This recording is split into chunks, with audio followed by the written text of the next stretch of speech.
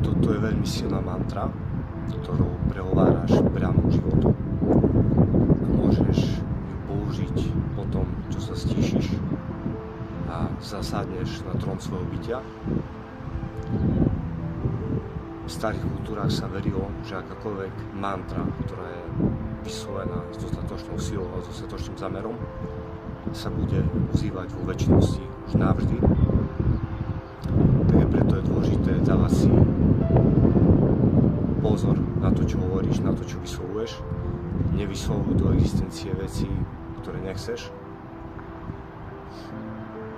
Keď si máš vybrať, hovor radšej o láske, o pekných veciach a k tej mantre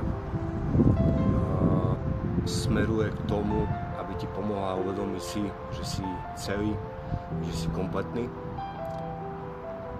že si zdrojom svojej lásky, že si zdrojom svojho poznania, že si zdrojom svojho bohatstva.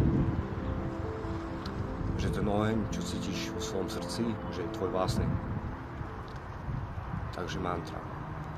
Som tu, som celý,